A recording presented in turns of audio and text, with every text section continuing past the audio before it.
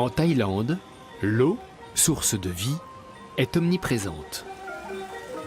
La plaine centrale du pays est traversée par un vaste réseau de canaux appelés klong.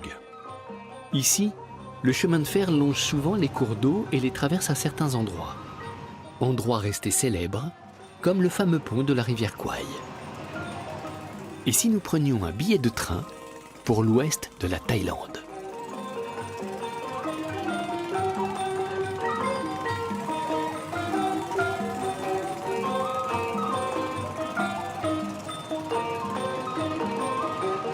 Notre voyage nous conduira de fleuve en fleuve.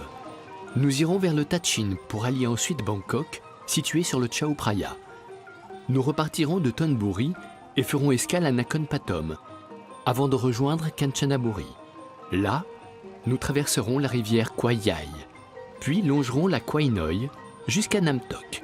À la tranchée de Hellfire Pass, nous découvrirons l'ancien chemin de fer de la mort qui conduisait autrefois jusqu'en Birmanie.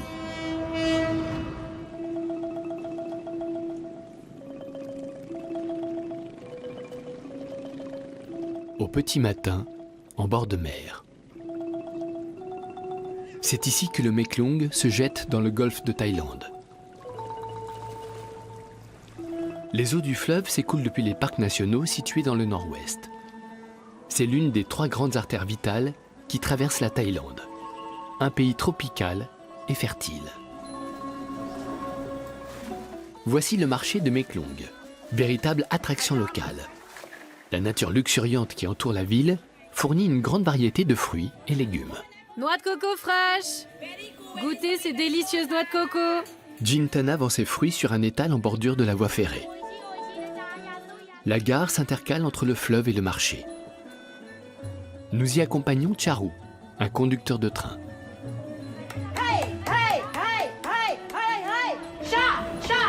Venez avec moi. Les meilleures noix de coco! Fraîches et savoureuses! Sur les marchés et dans les gares, les acteurs de la vie locale ont quelques notions d'anglais et de chinois. Le Taladrom Oub, surnommé le marché des tentes pliantes, attire des visiteurs du monde entier. Si le train accroche un auvent au passage, il doit freiner tout de suite. Sinon, il risque d'emporter d'autres stands. Les vendeurs frappent sur la locomotive pour prévenir le conducteur, parce qu'il ne voit pas tout. On s'entraide, comme le font les amis. Il n'y a pas d'embrouille entre les conducteurs et nous. L'essentiel pour moi, c'est d'avoir un étal pour vendre mes produits.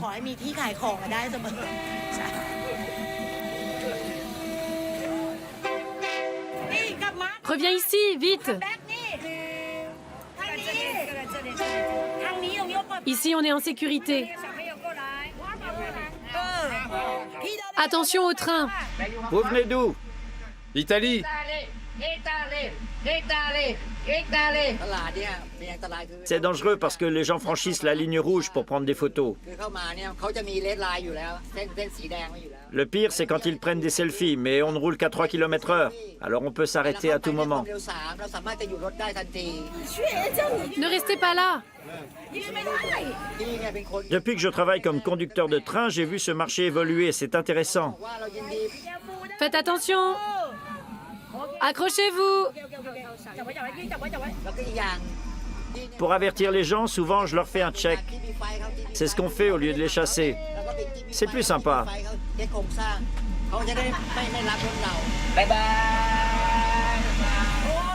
Voilà, c'est fait. Je vis ici depuis mes 5 ans. Et j'en ai 45. Alors, je me suis attachée à ce lieu. Quand je m'absente, ça me manque et je me sens seule.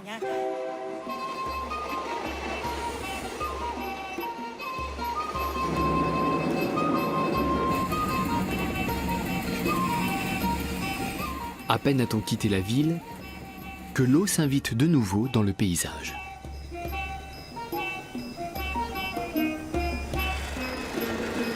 Dans la région, toute l'activité tourne autour de la saliculture. Le système des canaux qui alimentent les marais salants existe depuis des siècles. À marée haute, la mer, située à 3 bons kilomètres, pénètre à l'intérieur des terres puis s'écoule à travers un réseau de bassins.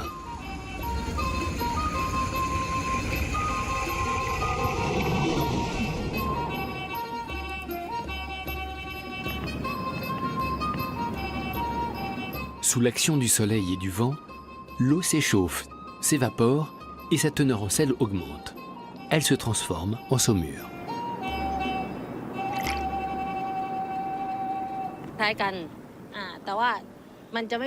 On a l'impression que l'air est le même ici que dans les terres. Mais ce n'est pas la même chose. Ici, l'air est plus salé. Quand on sort de la douche, on a tout de suite la sensation d'avoir la peau qui colle. Quand il fait beau et sec, la fleur de sel se forme. Elle naît de la cristallisation du sel à la surface de l'eau. Le vent joue un rôle important, car la fleur de sel se forme dans la direction où il souffle. Ça me plaît de travailler dans les marais salants quand il y a du soleil et du vent. Je fais ça depuis mon enfance. Mes parents y travaillaient déjà. C'est comme ça que je m'y suis mise. C'est comme un héritage qui se transmet à chaque génération, du père à ses enfants et à ses petits-enfants. Quand je pense à tout le travail que nous avons accompli, ça me rend fière.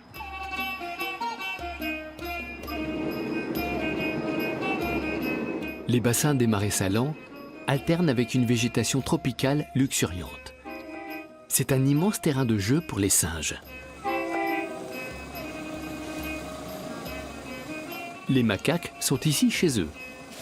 Rien ne les effraie, ni les trains, ni la proximité des humains.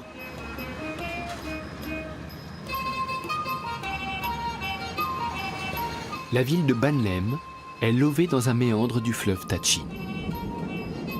Elle est desservie par 4 trains quotidiens. La mer n'étant qu'à quelques kilomètres, la pêche est un moyen de subsistance pour beaucoup d'habitants.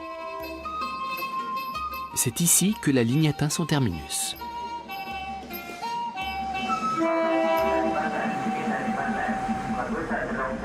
Après 1 heure de trajet, c'est la fin de notre première étape. De là, nous empruntons le ferry pour traverser le fleuve.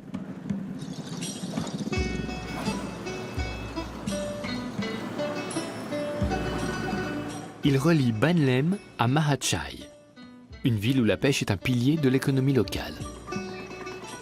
Nous avons sympathisé avec un pêcheur et son fils. Ils vont ramasser des mollusques dans l'estran situé à l'embouchure du Tachin. Vas-y, prends le panier. C'est facile de trouver des palourdes. Il y en a plein. Il n'y a qu'à se baisser pour les ramasser.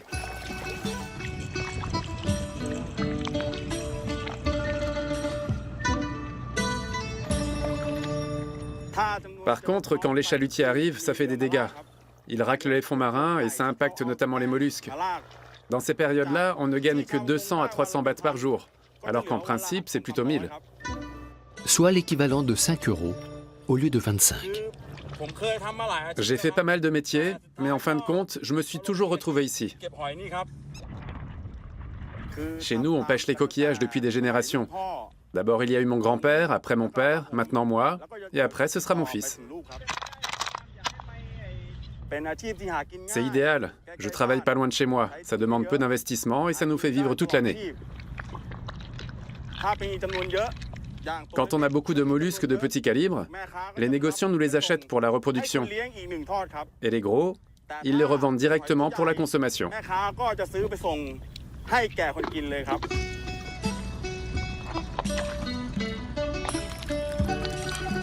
Les pêcheurs fouillent la vase jusqu'à la marée montante. J'aime bien ce travail. Pour se laver, il suffit de plonger dans l'eau et on ressort tout propre.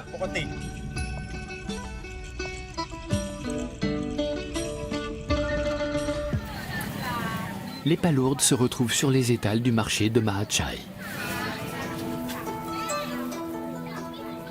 La ville, située sur l'autre rive du Tachin, est un haut lieu de la pêche. Le prochain train est sur le point de partir. Lui aussi va traverser le marché, ce qui donne lieu à un spectacle haut en couleur.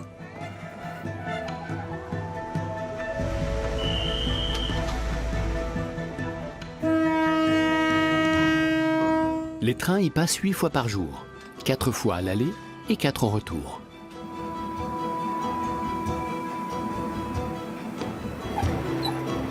Prochaine destination, Bangkok. Le convoi traverse un véritable dédale de canaux. Les canaux servent à drainer les cours d'eau toute l'année, pas seulement pendant la saison des pluies. Dans cet espace aquatique hybride, les voies ferrées passent tout près des habitations.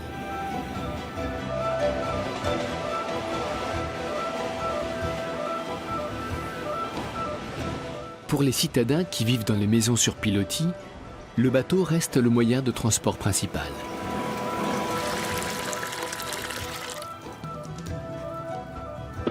Nang travaille depuis chez elle pour préparer des desserts qu'elle vend au marché, comme le tap tim krob, une spécialité à base de châtaigne d'eau.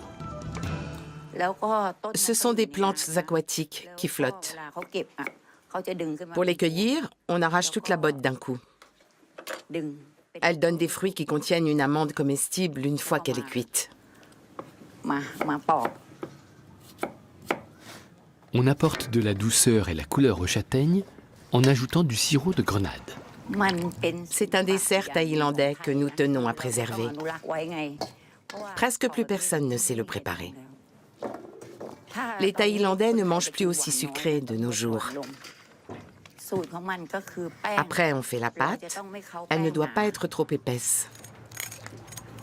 Ça a bon goût, ça sent bon. Et la consistance est bonne. Délicieux.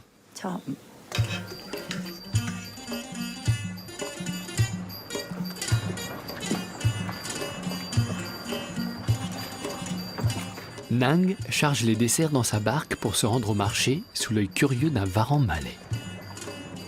Ces gros reptiles aquatiques ont colonisé les canaux de Bangkok.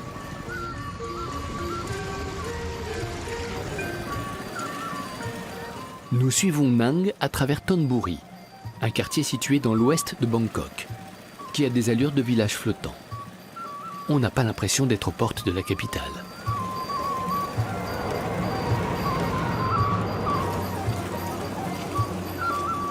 Au marché, le stand de Nang se trouve juste sous un pont du chemin de fer. Elle ne se lasse pas d'entendre le cliquetis des roues sur les rails.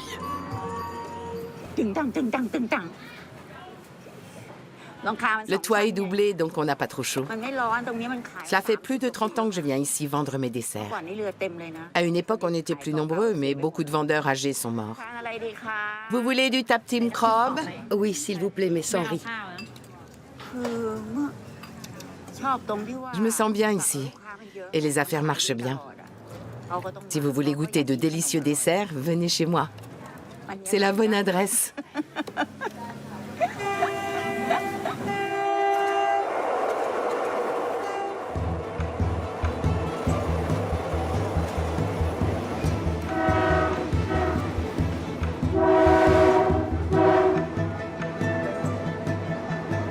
Si on n'a pas de bateau pour se déplacer dans le quartier de Thonburi, le train reste la meilleure solution.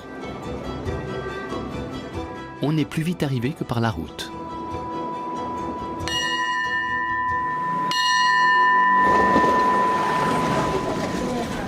Une heure plus tard, nous voici déjà au terminus, à la gare de Wongwayan Yai.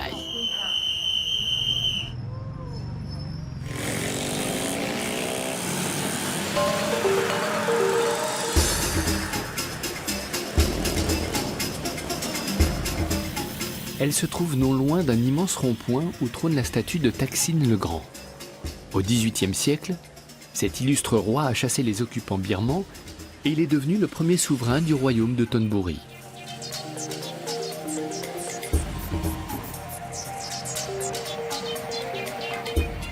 Son successeur a déplacé le centre du pouvoir de Bangkok de l'autre côté du fleuve Chao Phraya.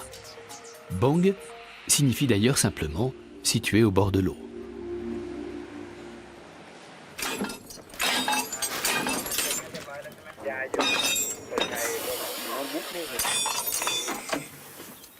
Le lendemain matin, nous restons sur la rive ouest du fleuve pour reprendre le train au départ de Thonburi. Il faut attendre que l'aiguillage soit réglé, c'est ça? Oui, merci de patienter.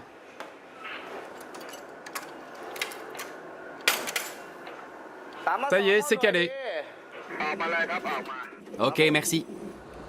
Nous entamons la 3e étape du voyage, la plus longue et la plus spectaculaire, dans l'arrière-pays montagneux du Nord-Ouest. Voie 1 libre. Bien reçu. Il passe à l'instant devant le poste d'aiguillage. Malgré son côté archaïque, ce poste fonctionne encore parfaitement pour gérer le trafic des trains au départ. Ici, certains tronçons des voies ferrées ont 120 ans. Vas-y, fais ta manœuvre. Tu as calé l'aiguillage? Bien sûr, c'est déjà fait. Merci. C'est parti pour la marche arrière. Encore 2 mètres. Encore 1. Ok, c'est bon. Stop.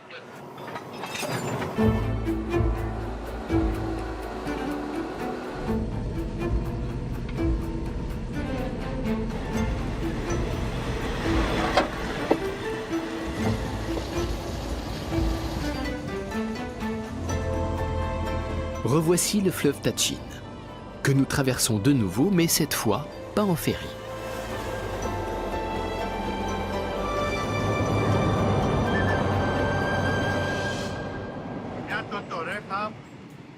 Bonjour mesdames, messieurs. Contrôle des billets, s'il vous plaît. Qui n'a pas encore de billets? En Thaïlande, en plus de la première et de la deuxième classe, il existe une 3e classe. Ça permet aux gens les plus modestes de voyager en train. Les billets les moins chers, subventionnés par l'État, coûtent 5 centimes. Merci. De plus, il existe des wagons réservés aux moines bouddhistes à qui les Thaïlandais vouent un grand respect. Voyager en train, c'est une bonne occasion de méditer. En plus, c'est confortable et ça permet d'économiser de l'argent. Nous, les moines, n'agissons que de manière utile pour la société et sans lui nuire.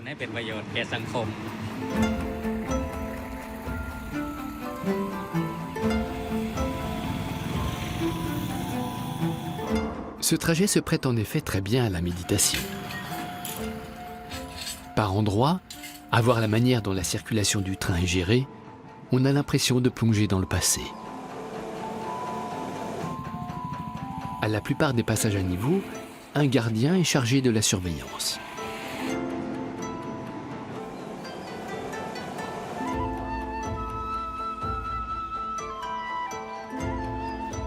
Les cheminots veillent aussi personnellement à l'entretien de leurs gares, qui sont toujours bien fleuries.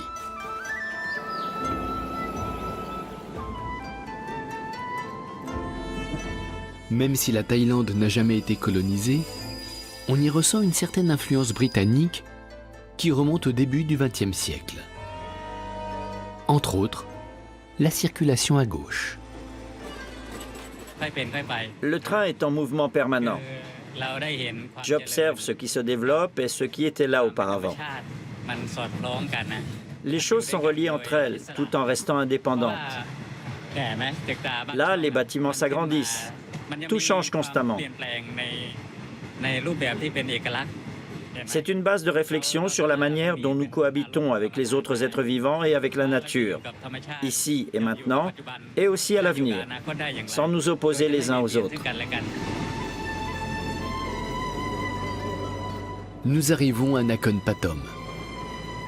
Un édifice religieux monumental y attend les visiteurs. Le Prapathom Chedi. Ses 127 mètres de haut en font le plus haut temple bouddhiste au monde. C'est un lieu de pèlerinage très prisé, notamment des Thaïlandais. À l'origine, il y avait ici un site religieux très ancien, laissé à l'abandon dans la jungle pendant des siècles. Il a été redécouvert au XIXe siècle et sur les ruines de l'ancien temple, on a construit l'actuel monument. Laissez-les flotter. Les flammes emportent avec elles les soucis et les pensées négatives. La mienne est déjà loin. Les bougies flottantes sont souvent utilisées dans les rituels religieux thaïlandais.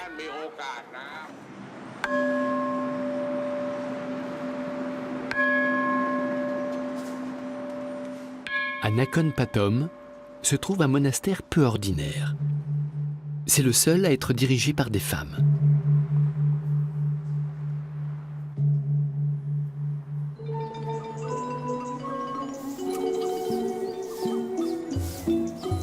La fondatrice et sa fille, l'actuelle abbesse, sont parmi les premières moniales en Thaïlande à avoir reçu l'ordination complète.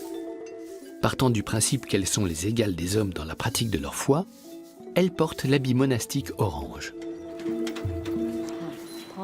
En Thaïlande, une loi interdit l'ordination des femmes. Certaines n'osent pas franchir le pas parce qu'elles pensent que ce n'est pas bien. Elles ne sont pas bien informées sur la question. Bouddha autorise les femmes à le faire, c'est sûr. Ça faisait longtemps que j'en rêvais. Il y a exactement 5 ans que j'ai été ordonnée avec d'autres moniales.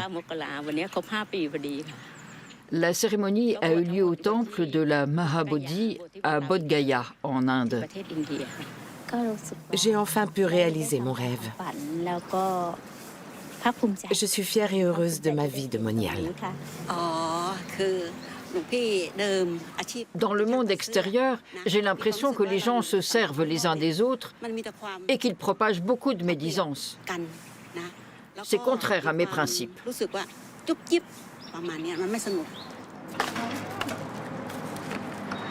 Ça, on le nettoie, d'accord? Et ça aussi, je m'en occupe. Les moniales récupèrent volontiers les matériaux recyclables. Quand les gens nous font des offrandes, parfois ils déposent aussi des emballages. Même s'ils ne nous donnent pas d'argent, cela nous convient.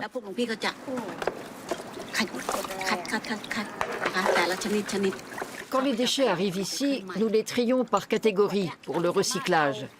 Cette bouteille en verre, par exemple, on peut la revendre. Ça permet d'alimenter un peu les caisses pour l'entretien du temple. Ça, par contre, nous ne les vendons pas. Nous les donnons. C'est utile, ils en font des jambes artificielles. Oui, des prothèses. Pendant la guerre du Vietnam, par exemple, il y a eu tellement de bombardements. Et il a fallu faire beaucoup de prothèses. Les moniales récupèrent aussi les sacs en plastique. D'habitude, on en a beaucoup plus. On les fait sécher, puis on les expose pour les montrer aux gens, en espérant qu'à l'avenir, ils ne laisseront plus traîner des déchets par terre.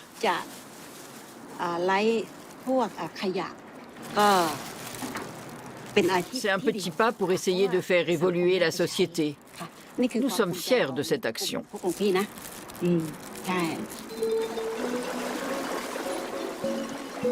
Les moniales souhaitent aussi vivement que la qualité de l'eau puisse être améliorée. Ce serait bénéfique aussi pour les plantes. En Thaïlande, l'eau du robinet n'est pas potable. Il faut acheter de l'eau en bouteille. Nous, les humains, sommes en vie grâce aux 4 éléments. La terre, l'eau, l'air et le feu. Si nous sommes privés d'eau, nous sommes condamnés à mourir. L'eau se trouve partout dans le corps, dans le sang, la salive, les larmes et l'urine.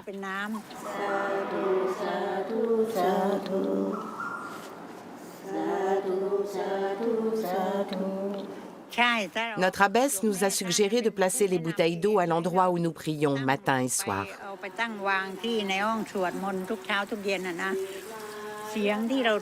Les ondes sonores peuvent transformer l'eau potable en eau sacrée.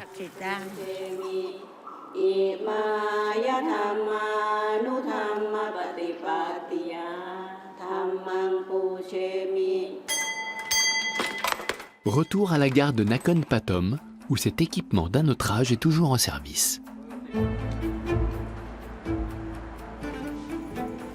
Il s'agit d'un système de jetons métalliques qui permet de réguler la circulation des trains. Jusqu'à la prochaine gare, il n'y a qu'un jeton utilisable et seul le conducteur qui l'a en sa possession est en mesure de circuler. Il ne peut donc y avoir qu'un seul train à la fois sur la voie. Les autorités thaïlandaises ont le projet de moderniser cette technique archaïque.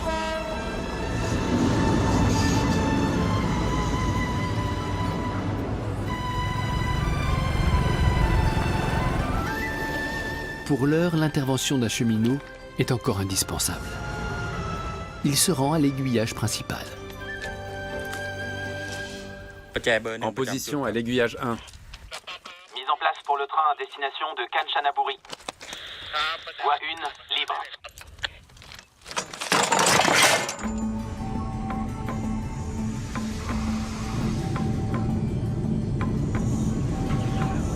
À l'arrivée à Nong Pladuk, 3 itinéraires sont possibles.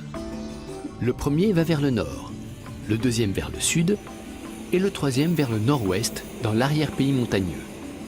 Nous optons pour ce dernier. C'est ici que commence officiellement la ligne du chemin de fer Thaïlande-Birmanie, dont la construction évoque un épisode tragique de la Seconde Guerre mondiale.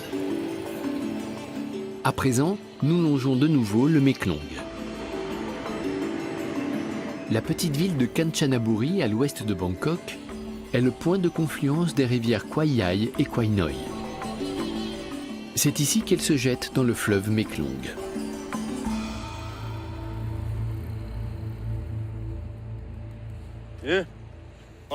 Allez, vas-y.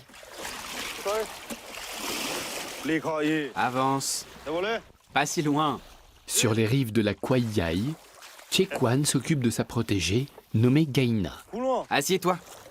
Allez, assis. T'as du mal à comprendre, on dirait. Assis. Je te l'ai dit combien de fois? Allez. Obéis maintenant. Il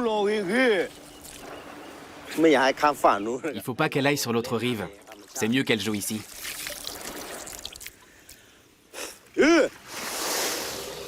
Viens, viens par ici. Elle aime jouer là où c'est profond.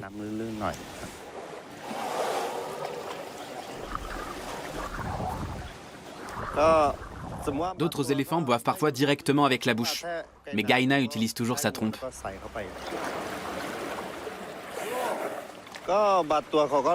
Les éléphants savent très bien quelle eau ils peuvent boire ou pas. Certains se servent de leur trompe juste pour s'asperger d'eau et s'amuser entre eux.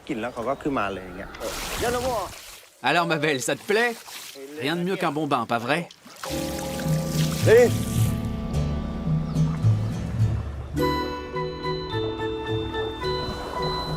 Allez, on rentre.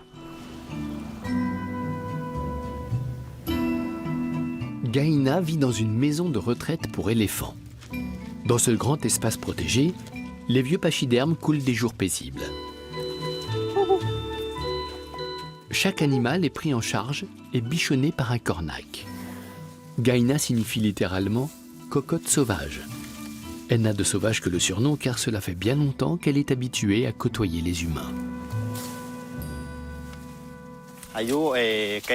Gaina a 67 ans. Avant, elle travaillait comme animal de trait. Elle devait transporter de lourds troncs d'arbres à la frontière entre la Thaïlande et la Birmanie.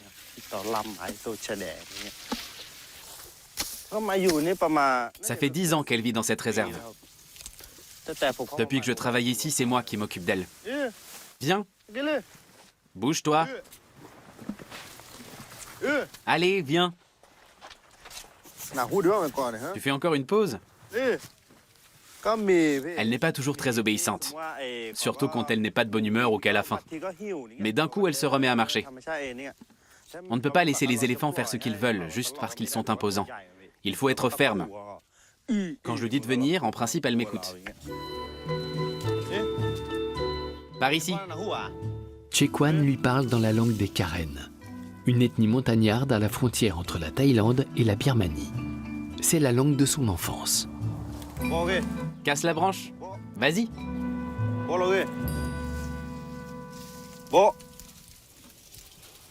Allez. Tu n'y arrives pas? C'est pas grave. Tu veux rentrer à la maison? Ou rester encore un peu? Comment dire? On vit ensemble depuis si longtemps. Alors c'est comme si on formait une vraie famille.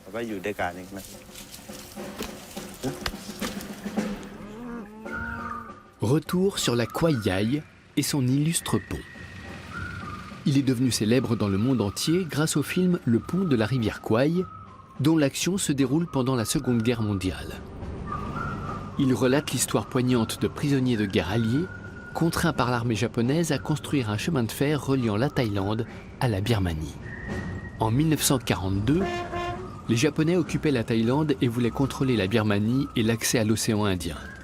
À cette fin, ils ont fait construire une voie ferrée pour ravitailler leurs troupes qui combattaient les Britanniques sur le front birman. Les spécialistes des chemins de fer et les historiens thaïlandais ont leur propre vision des événements qui se sont déroulés il y a 80 ans, ainsi que du film sorti en 1957 qui a fait sensation.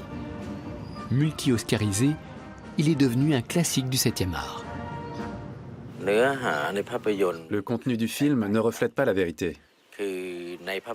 L'armée japonaise est présentée comme incapable de construire une voie ferrée et des ponts. Alors qu'en réalité, les Japonais étaient experts dans la construction de telles infrastructures. Ce qui ne colle pas dans le film, c'est d'abord le pont lui-même. Le vrai pont a des fondations en béton et une armature en fer. Alors que dans le film, il est entièrement en bois. Autre chose, dans le scénario, il n'y a qu'un seul pont, alors qu'en réalité, il y en avait deux.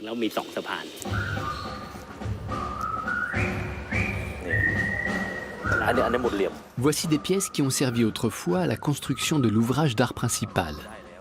Cette portion restaurée de l'autre pont est aujourd'hui intégrée dans un musée. L'autre pont, celui en bois, se trouvait en aval. On le voit sur la carte. C'est important de sauvegarder ce qu'il en reste, parce qu'il s'agit de l'original datant de la guerre. Il a été construit peu de temps avant celui que vous voyez là. Les Japonais avaient d'abord construit un pont en bois pour avancer plus vite. Ça leur permettait de transporter sur l'autre rive des équipements de guerre et des matériaux de construction. La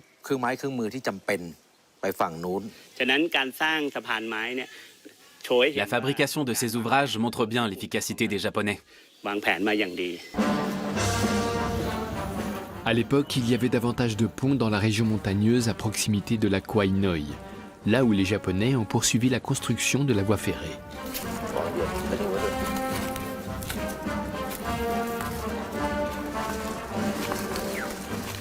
Des passionnés d'ouvrages d'art se sont réunis pour former une équipe de recherche. À l'aide de photos d'autrefois, ils recherchent sur l'ancienne voie ferrée envahie par la végétation des points de repère dans le paysage et surtout des traces de construction de ponts. Regardez cette montagne, là-bas. Le pont devait être un peu plus loin par là. Regardez la façon dont c'est construit. Ils ont apporté tout ce ballast jusqu'ici. Ça a permis de stabiliser la voie. C'est pour ça qu'elle est encore visible aujourd'hui. Dans ce virage, on ne voit pas de garde-corps. Le pont avait sûrement une forme courbe. Je fais des recherches sur l'ancienne voie ferrée parce qu'elle fait partie de l'histoire de Kanchanaburi et de celle de la Seconde Guerre mondiale. Ce sont des choses qu'il faut connaître. J'ai toujours voulu explorer cet endroit depuis mon enfance. Récemment, j'ai trouvé des gens qui partagent les mêmes intérêts que moi sur les réseaux sociaux. Ça bip. Il y a pas mal de fer, on dirait. De vieux morceaux, sans doute. C'est bien possible qu'il y ait eu un pont par ici. Ils utilisaient beaucoup de clous et de pièces de raccordement. Fouillons un peu par là. Voyons voir. C'est profond. Sûrement un gros morceau. Ça y est, on l'a. C'est une pièce en fer utilisée pour la construction des ponts en bois. Elle était composée de deux parties. Ça devait se fixer en haut et en bas, comme une pince, pour maintenir ensemble deux tronçons de bois.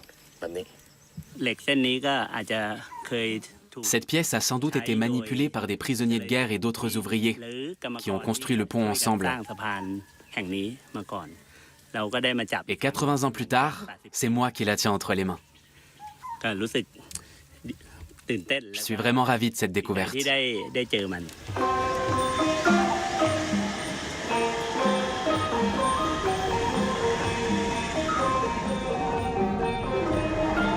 Après avoir traversé la Kwai Yai, nous longeons à présent la Kwai Noi. Ici, beaucoup d'habitants ne savent pas grand-chose de l'histoire qui s'est déroulée à leur porte pendant la guerre. Ils vivent paisiblement au rythme de la rivière. L'ancien chemin de fer faisait 415 km de long. Seuls 131 km ont pu être préservés le long du cours inférieur de la rivière.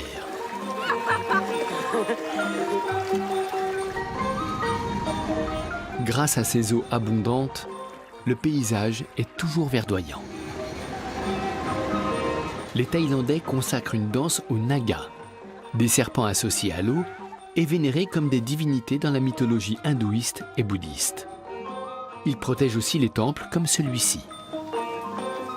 Un groupe de jeunes a rendez-vous avec Prakru, l'un des moines du temple. Venez, je vais vous parler d'un pan de l'histoire de notre région. Derrière le temple passait autrefois ce qu'on appelait le chemin de fer de la mort. Les moines en ont restauré quelques mètres. Ils collectionnent aussi des objets qui rappellent cet épisode douloureux. La voie ferrée est sortie de terre en seulement 17 mois, grâce au labeur acharné de 240 000 hommes. 12 000 prisonniers de guerre et 90 000 travailleurs forcés y ont trouvé la mort. Nous voilà sur le chemin de fer de la mort.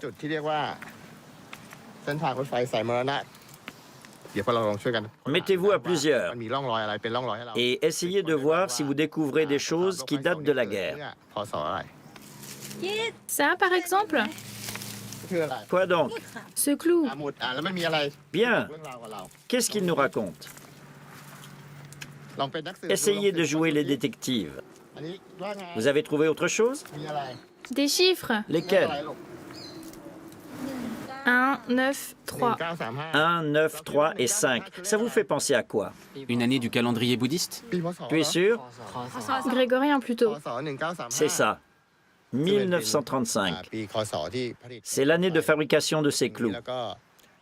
Ils proviennent d'Occident, peut-être d'Angleterre ou d'Allemagne.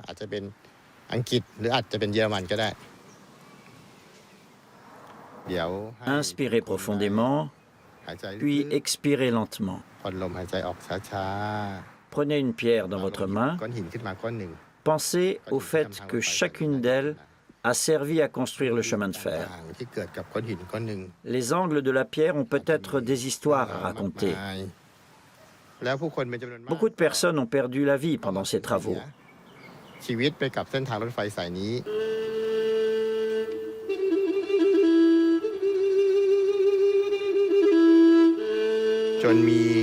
On a coutume de dire que chacune des traverses de la voie ferrée correspond à un prisonnier de guerre.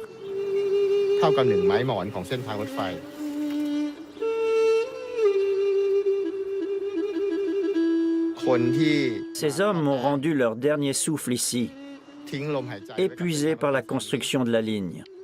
C'est le sens de l'expression « une traverse égale une vie », même s'il ne reste aujourd'hui plus qu'un tronçon de cette voie ferrée. En avant. Poussez-le par ici. Le tronçon ferroviaire encore en activité est entretenu régulièrement. Doucement. Avancez encore un peu. Tiens, je te passe la cale. Le frein est bien mis? Doucement, doucement. Maintenant, enlève le frein. À bord de cette machine pour le moins vieillotte, les cheminots s'apprêtent à intervenir sur le viaduc de Huangpo. Ils doivent remplacer des traverses dans le soubassement de l'ouvrage. Une mission périlleuse, d'autant que le viaduc est dépourvu de garde-corps. Il faut d'abord desserrer les boulons. Après, on retire tout le bloc. Faites attention. Les traverses sont vraiment en mauvais état. Sur ce pont, on doit en remplacer chaque année environ 10%. Il y en a de plus en plus qui pourrissent. Pour bien faire, il faudrait reconstruire tout le pont. Le bois et l'humidité, ça ne fait pas bon ménage.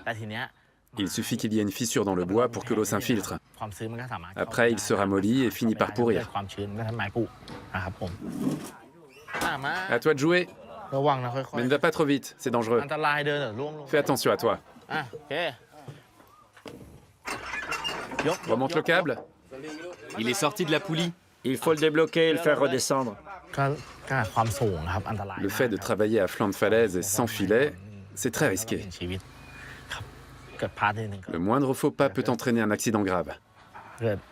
Il faut être très prudent et faire les bons gestes, sinon ça peut être fatal. Plus en arrière. C'est bon comme ça. Descends-le doucement.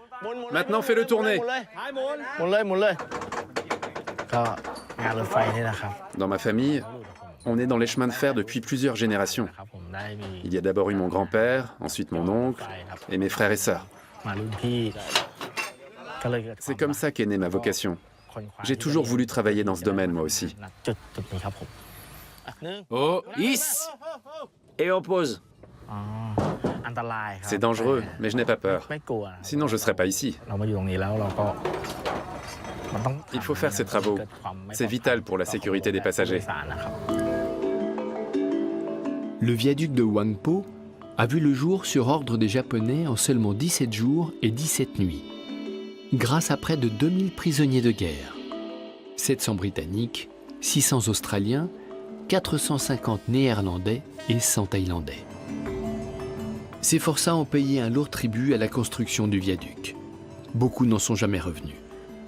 Ils y ont laissé la vie en creusant péniblement la roche ou en succombant au choléra et à la dysenterie. Nous revenons sur le sentier commémoratif des victimes du chemin de fer de la mort. La tranchée de Hellfire Pass, la partie la plus meurtrière de la voie ferrée, a été choisie par d'anciens prisonniers de guerre australiens pour y créer un mémorial avec le soutien de leur gouvernement. C'est ici que les prisonniers se sont attaqués autrefois au massif rocheux, munis de perceuses à main et de pioches. Impressionnant la hauteur des parois. Tout cela a été créé par les prisonniers.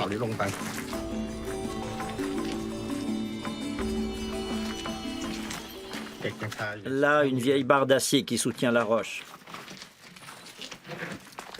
Vous imaginez la souffrance de ceux qui ont creusé cette tranchée? Jour et nuit, ils ont travaillé d'arrache-pied, au son du martèlement des pioches et à la lumière des torches. D'où le surnom du site, les feux de l'enfer.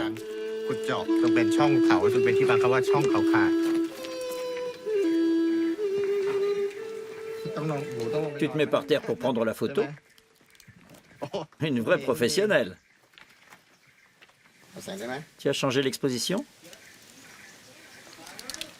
Alors, qu'est-ce que ça donne? Pas mal. Trop sombre en fait. Il suffira de la retravailler un peu. Prends une autre photo de la croix.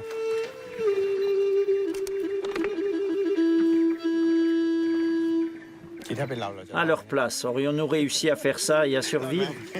Sûrement pas. Fais voir. Joli. Dans le monde, il ne faut pas considérer seulement la paix par opposition à la guerre. Il y a aussi la paix intérieure qui est essentielle. J'espère que ces jeunes le comprendront.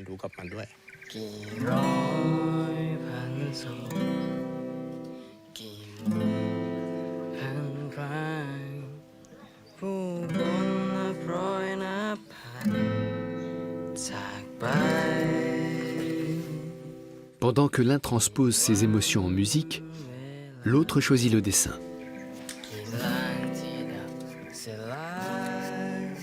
Si les élèves font appel à leur propre talent pour exprimer leurs ressentis au sujet du chemin de fer de la mort, cela leur donnera davantage confiance en eux. Et cela les motivera pour donner le meilleur d'eux-mêmes. Ce lieu incite à la créativité. C'est essentiel pour eux.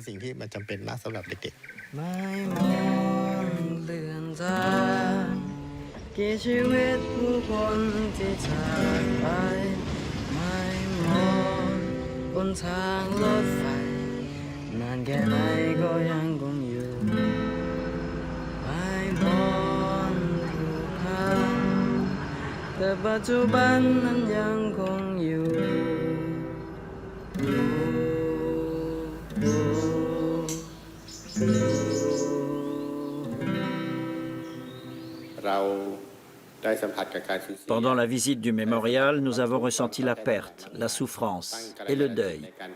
Mettez-vous dans un état d'esprit bienveillant et priez. Imaginez de l'eau pure qui coule sur chacun des défunts et pensez à eux qui ont péri dans cet épisode tragique. De la même façon que l'eau est destinée à remplir la mer, le karma que vous envoyez maintenant va agir pour les défunts.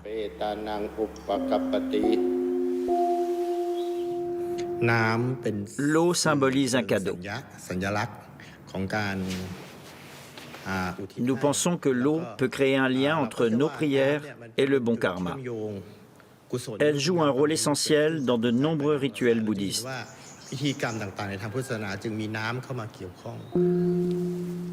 Nous voulons offrir un bon karma à tous les êtres vivants. Nous ne souhaitons que le bien. Versez l'eau. Puisse notre karma se répandre largement.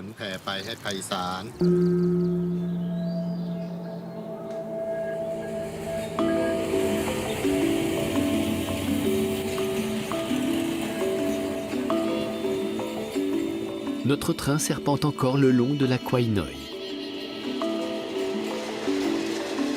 Cette ligne, chargée d'histoire, a pour terminus la gare de Nam Tok. Pour nous, ce n'est pas encore tout à fait la fin du voyage.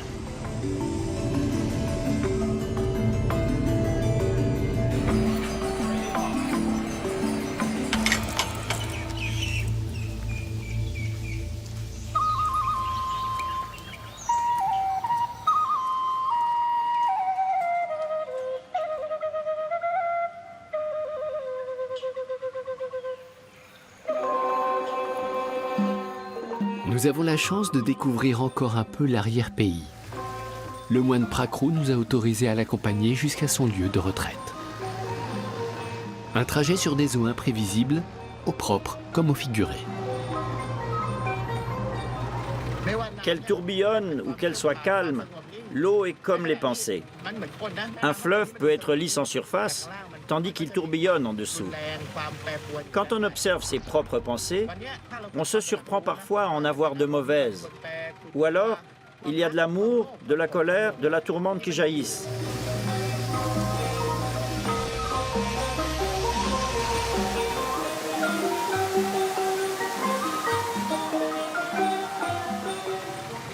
Les chutes d'eau tombent d'un point élevé à un point bas.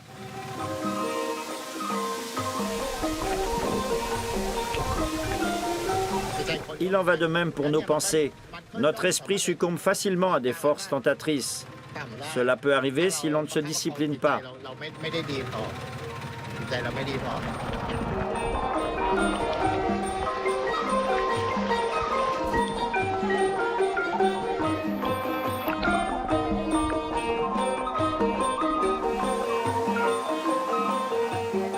S'agissant des chutes d'eau, voici la plus belle de la région, la cascade d'Erawan, qui s'écoule sur 7 niveaux dans le parc national du même nom. En fait, peu importe où les cours d'eau prennent leur source, car ils se rejoignent. Les petites rivières se jettent dans les grandes et au bout du compte, tout finit dans l'océan. Il en va de même pour nos vies. Tout le monde est sur un pied d'égalité. Toi aussi, tu finiras dans la mer.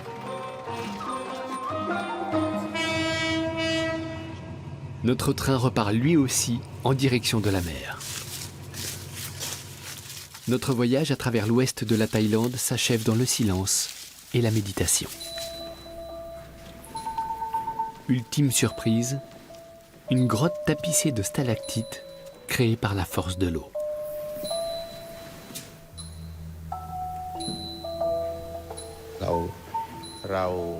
Nous avons fait ce voyage ensemble, mais en réalité, toute la vie est un grand voyage. Il comporte beaucoup d'arrêts. C'est à nous de décider où nous voulons faire halte et ce que nous voulons visiter. Aussi loin que nous allions, la destination finale est la même pour tous. Ô Bouddha, sois vénéré, toi le connaisseur du monde, l'éveillé, le bienheureux. La seule chose qui reste, ce sont les bonnes et les mauvaises actions que nous avons accomplies en chemin. Celui qui est conscient de cela devrait réfléchir à la manière d'être utile à lui-même et aux autres.